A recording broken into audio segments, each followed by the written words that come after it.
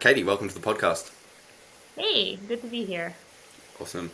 So you're actually our first female guest on, so congratulations on that. But it Oh, is yeah. it is the year 2023, so who knows if you're a female these days, right? Thanks for being inclusive. Yeah, exactly right. It's time to get woke. It's time to go broke and get woke. So pretty simple stuff to start off with. So I know that you're more in the Bitcoin space. So I'm not totally sure that the Monero audience would be super familiar with yourself. So if you just want to give like a quick background of yourself, who you are, why you got into this, how and why you got into this, and maybe even something like what you're doing beforehand. Absolutely. So I'm Katie the Russian. You probably can figure out that I was born and raised in Russia. I moved to the US only 7 years ago, and basically throughout my experience, I realized that being an immigrant and having different passports and different residencies may actually benefit you in certain scenarios. So that kind of turned into career because now I'm a founder and CEO of PlanBPassport.com. At Plan B Passport, we help Bitcoiners all over the world to obtain a second citizenship or residency for their benefits. Basically, you might be familiar with the whole idea of like jurisdictional arbitrage or flag theory. That's the concept, the philosophy behind Plan B Passport. Do you want to break down what flag theory is?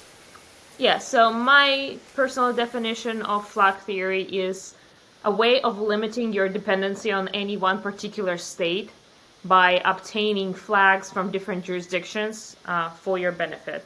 And when I say flags, we're talking about tools like a citizenship, a passport, a residency, offshore banking, a bug out home, and things like that. Obviously, being Russian at this time in history is, certainly by the mainstream narrative is not ideal. But say, for example, you're not Russian or you're not from Venezuela or Iraq or Syria or something like that, right? Why may someone opt for a second passport, especially if life's not too bad?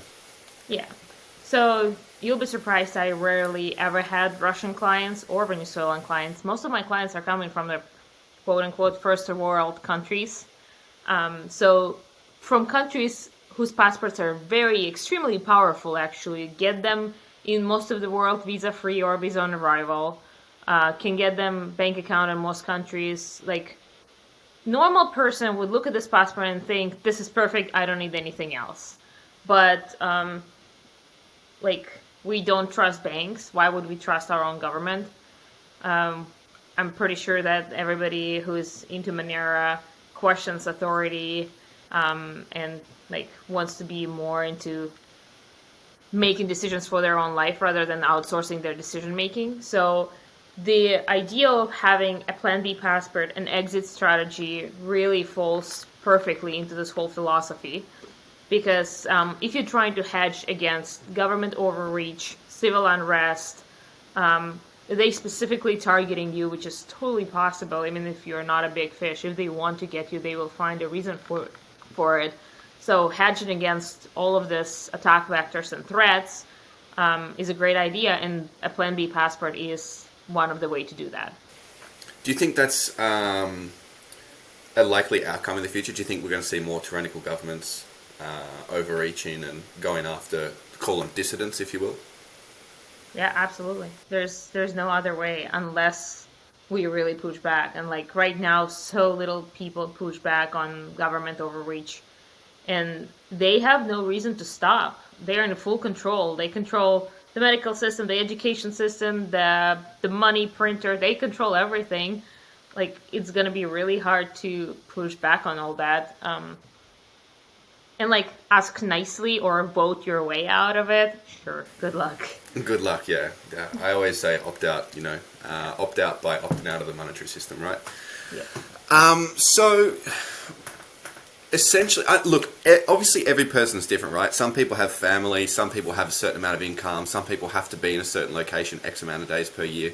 So I know there's not just like a blanket answer which passport's the best. But say I remember looking, this is probably more so in the bull run when everybody had money. I remember looking, and I remember thinking like my sort of best passport option was looking at St. Lucia. And I don't remember like the exacts of it, but I remember that it was either zero or low capital gains, and it was either zero or low income tax. So for myself, someone who's fairly flexible, doesn't necessarily matter where I am most of the year or whatever the case, right? But generally speaking, like for a Monero person, someone who doesn't necessarily want to have seizable assets in one place, like doesn't want to be tied down, wants to be flexible, if you will.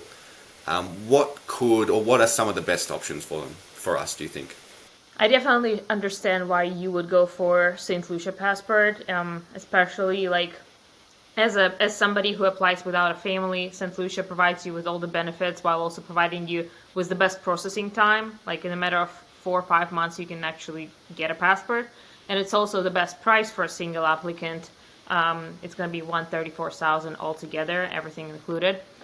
And provides you with pretty powerful passport, 137 countries visa-free or visa on arrival, access to all the Caribbean banking, which is an offshore banking, and with a lot of people using it for decades. So I definitely understand that's a great option. Caribbeans are still leading the way in citizenship by investment programs, which is what I mostly work with. But another passport that many of our audience could be interested in is Turkey. So you would think that Turkey, like, there's a shit show going on in the politics, which is true in a way. Being a Turkish citizen who was born and raised there, who makes money in the local currency, must suck bad. Like, I believe that. But as somebody who speaks English, holds their assets in something that is not gonna, be correlated to the local currency, etc., you would be really well suited with Turkish passport. And the reason I specifically say Turkish, it's they're not part of Five Eye countries. They are so geopolitically detached from the Western world. They basically, in terms of politics and religion, they're so far away, and the religion is actually really important in that because it's the state and church are still not really all that separated. That Turkey would be a really good option. Another cool thing about Turkey is they barely ask you for personal information. The amount of paperwork you have to submit to Caribbean is pretty extensive. We're talking about like 12 months of bank accounts. They may go in further back, which is something that you might not like at all. But when we talk about Turkey, they don't ask for source of funds. They don't care where the money came from. All they want is basically your birth certificate, your passport, and on this basis, you will be able to acquire citizenship. And the coolest thing about Turkey program is actually you can put any Turkish last name on your new passport, and nobody's gonna know it. So you basically got a decoy name now. Okay. Well, that's good for privacy, I suppose. Yeah, exactly. That's basically why I brought up Turkey. And Turkey, like the programs that I'm talking about, they look completely different between Caribbeans and Turkey. In the Caribbeans, all 5 countries are very similar. The way it works, just so I outline what the Citizenship by Investment program, there are basically a few options. You can either donate money into sustainable growth fund of the country, or you can purchase real estate, and on this basis you obtain a citizenship. That's a very much like a immigration policy of the country. That's what they do. Everybody knows about it. It's been around for decades. And the numbers we're talking about, it's either $100,000 or $150,000 donation into the country's fund, depending on jurisdiction. Sorry. Or it's purchase of real estate or bonds, starting around 200 or 300, again, depending on jurisdiction. And you have to hold the real estate for 5 or 7 years, again, depending on jurisdiction. Now, how those programs work. Basically, you pay due diligence fees at the very beginning. You submit very extensive paperwork in the Caribbeans, going through all your personal information, such as high school diplomas, some of your medical information, even not very precise. Like it's just basically you're healthy. Submitting your source of funds, making sure that you didn't make money selling cocaine. Nothing against selling cocaine, just that's what they want. And then they start due diligence on your process. If you have any criminal background, you will probably, if it's like misdemeanors, you will have to explain it and let them know that you've been in good standing for the last few years. If it's extensive criminal background, they're probably going to deny you, and that's something you need to know. That's something we talk with our clients about all the time. And those are Caribbean countries that are currently the most popular citizenship by investment programs in the world. The due diligence, depending on jurisdiction, again, takes between 3.5 months all the way to 15 months with some jurisdictions that are backlogged currently. After that, you're getting a letter of approval, and that basically states that, okay, if you're completing your donation, if you are now completing your real estate purchase, you will get the passport. So that's important to mention because, everybody is trying to time the market, make sure that they actually put the donation of real estate down at the top of the bull market. Like, you basically have to start at least 6 months before you expect your capital to be at the point, or 6 to 10 months, and we can always delay the actual donation. Now, if we talk about Turkey, this program is pretty different because you have to purchase a $400,000 worth of real estate, hold it for 3 years, and then you can sell it, and you will keep the citizenship. So that's the only program that Turkey has. And what I hope is that more and more countries will jump on this trend of citizenship by investment. Basically, what I hope for is there will be a free market of nation states competing for your fruits of your labor, your capital, your talent, by providing better service at better price, just like normal corporations would, because that would actually incentivize them to be better, to be more efficient, to provide better service at better price. Once the government overreach happens, people just flee the country. And it got so much easier these days. Everybody works remotely.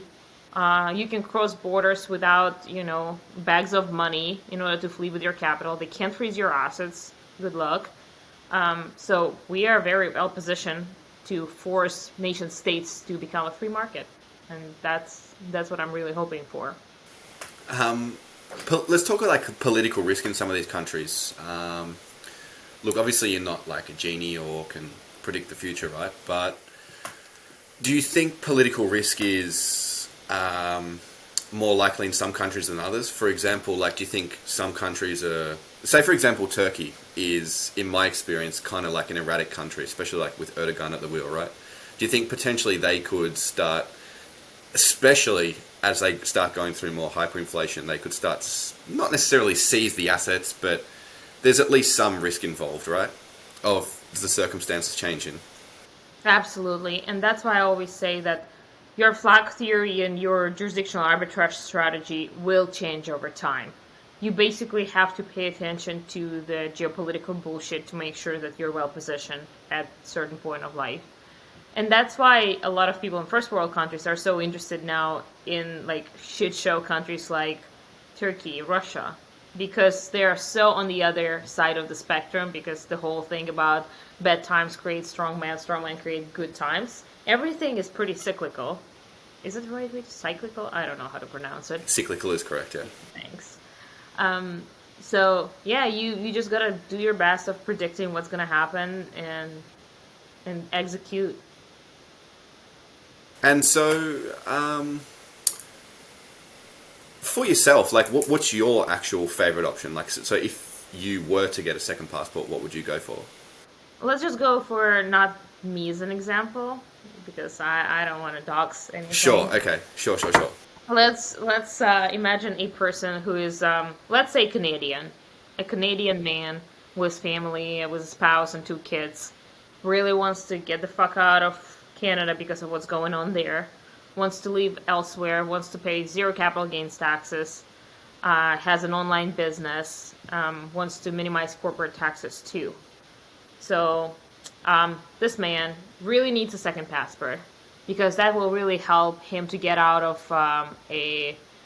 paying taxes in Canada, basically. With Canada and Australia, it's not the case with the US, but Canada and Australia, you can become a non-tax citizen of your non-tax resident of your country and get out of filing taxes even in your country.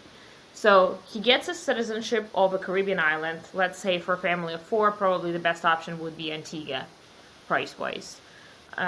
He doesn't really want to live in Antigua full-time because it's an island. It's not as easy to live on an island.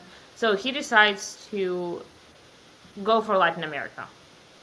Let's say he decides to spend his time half and half between Mexico and Costa Rica. He makes sure that he is not triggering tax residency status in any one of those because he still wants to be a tax resident of Antigua. That's where he established his tax residency. That's where his bank account are. So on top of it, he may or may not get an actual residency status in one of the Latin American countries. Probably not. He also decides to incorporate his legal entity in another Caribbean, let's say, what's the name of it? See, oh my God, got out of my head. Everybody lives there. All the like millionaires moving there. Caymans, go. Caymans, yeah. Yeah, he opens up a Caymans corporation. Doesn't pay any corporate tax anymore. Now he's so like his risks are so distributed. He can move around. He has a bug out real estate in Costa Rica. If shit hits the fan like all over the world, he's just gonna go and live in the jungle. Like, how perfect is that? Obviously, most of his assets are in cyberspace, so he doesn't have to care about that. And yeah, zero taxes, pura vida, and all that stuff. Cool. So, what's some of the nuance around like non-tax residency? I remember like listening to your podcast with Peter McCormack, and I think if I remember correctly, I think Peter had to, if he spent more than 90 days in the UK, then he was classified as a tax resident, so you'd have to pay tax there. So, what are some like other things that potentially people aren't thinking about that may be a hurdle or just need something they need to think about, basically? Yeah, so again, let's talk about Canada and Australia as an example, or EU. There are certain things that you need to do in order to prove yourself as a non-tax resident. You need to kind of cut ties with your country. So if you have real estate, you have to either sell it or rent it out so the government sees that you don't actually live there full time. If your kids are in school, that's going to be tough too, because what's up with your family living there and going to school, but you're a non-tax resident? You will have a certain limitation regarding the amount of time you can spend in your country. In UK, it's 90 days. In Canada, it's actually more than that. In Australia, it's, I believe, just under 180 days. Again, but you have to first cut the ties with the country, establish a different tax residency, and then make sure that you don't trigger your local tax office to start looking at you again and try to prove you as a tax resident back. So sometimes it's easy as like closing bank accounts. If you don't have like real estate, close your bank accounts, move your legal entity elsewhere. I would even like change jurisdiction on your GoDaddy accounts and things like that to make sure that your business doesn't tie you back to the country. And then you're good. Have you been to some of these countries? Yeah, I've spent a lot of time in the Caribbeans. I also lived in Latin America for over a year. Currently, I'm in Texas, and I'm coming from Russia, so I've been all around the world quite a lot. That's a bit of traveling. Yeah. So, if I remember correctly, again, obviously, like when you're paying a donation to the country or you're paying the fees required, right? That's going to have to be in fiat or the currency of choice for that country. But for yourself, like I don't know what you call them, but basically like your engagement fees or your fees, yeah. Huh? Yeah. Do you accept Monero for that? I totally could. I think once I did. Okay. Because it'd probably be ideal for someone like you, you know. I'm totally cool with that. Yeah. Yeah. I would Cool. be able to accept it. How about we jump into the topic of El Salvador? Yeah, sure.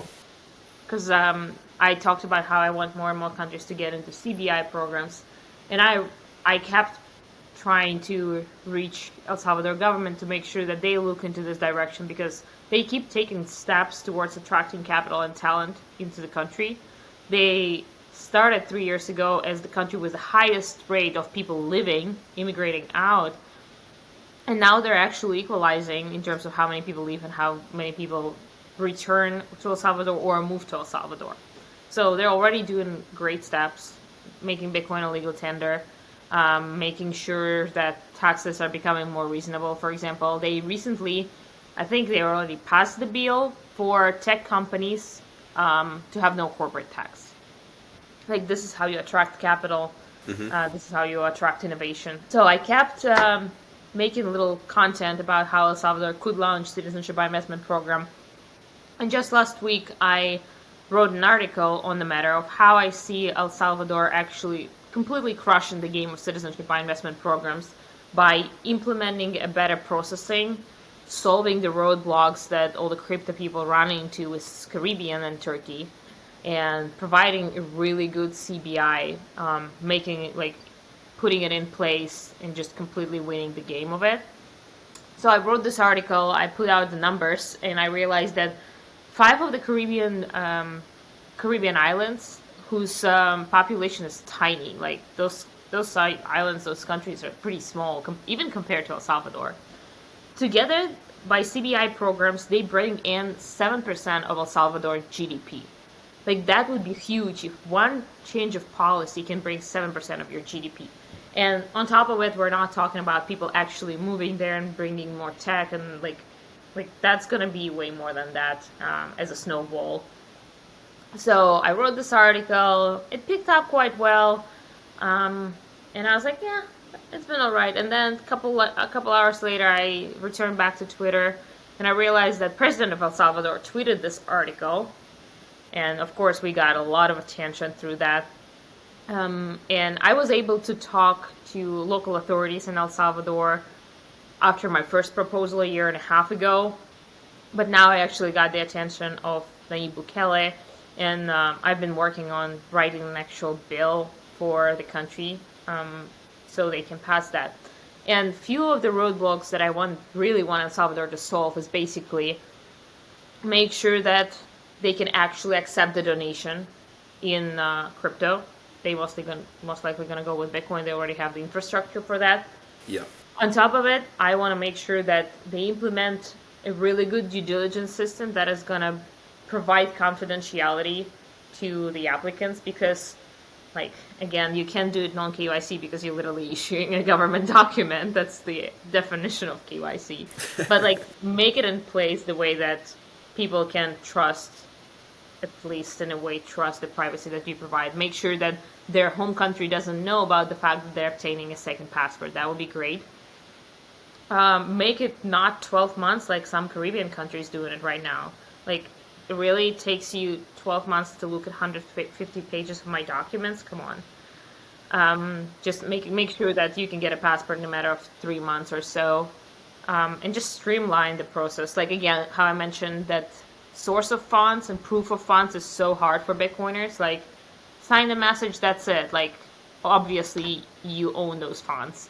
I've tried explaining it to the CBI authorities in the Caribbean, way over the head. They're like, what are you talking about? Show us bank account, show us brokerage account. So that's been hard. For El Salvador, it's not going to be hard. They are already on top of it. They've got an infrastructure. They've got an understanding. That's all that matters. Sure. So I really hope they're going to jump on this train. Their passport is pretty powerful. It's, again, EU visa-free, most of East Europe visa-free, all of Latin America visa-free. It's basically against the whole New World Order and not WHO, whatever it is. The World Health Organization, is that what you're talking about? Yeah, World Economic Forum. Yeah. Yeah, they're pushing back on all that bullshit, which is like, again, don't trust the politics or politician, but it sounds at least nicer than what we have coming around with cutting up penises of kids here in the U.S. So, would be interesting. Have you been to Salvador? No, not yet. I'm planning my trip in the upcoming month. Okay, I was just there December, January, and it's kind of nice, but yeah, I probably wouldn't live there, and that's probably simply because of the cultural aspect. It literally is like being a first generation immigrant, so you'd have to learn a new language, etc., etc. But I'm familiar with that. Right, exactly right. I'm lucky enough to speak Spanish. I can speak to the locals there, and they seemed very happy with Bukele and the way things were happening. And I mean, not just like a general 51% happy. Like, there seemed to be a vast majority of people were happy about it.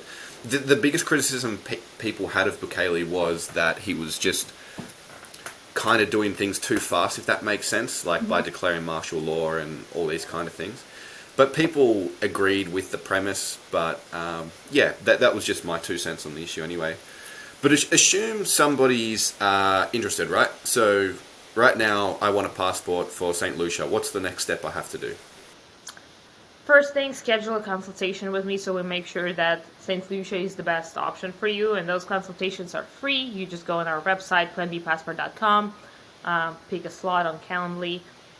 So we go over your needs, your goals, your options. Make sure the paperwork won't cause any problems. Make sure you have everything in place. There won't be reason to reject your application, basically.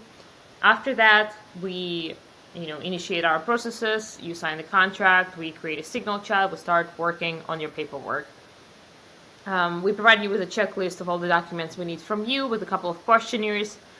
On this basis, we fill up all the government forms for you. You'll have to sign few and send it over to us.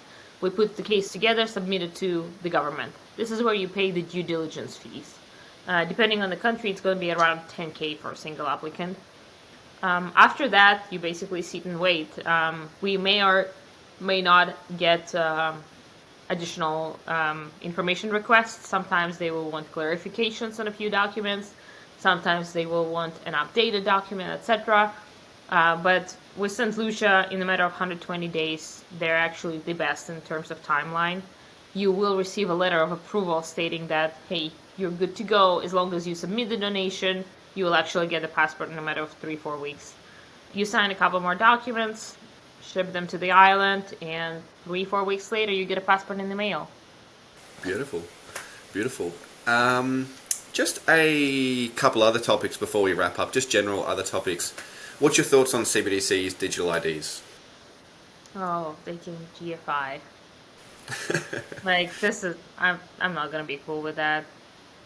Right. We're not far from it right now there is tech behind the government. The best thing that we have going for us is that governments suck at implementing things. They suck at building things. So it's going to take them a while to actually build it out. And hopefully by then we will win with the actual decentralized systems. But yeah, I'm not cool with that. Katie, thanks so much for joining us today. Absolutely. Happy to be here. Nice to meet you. Maybe we'll see each other one day at Acapulco.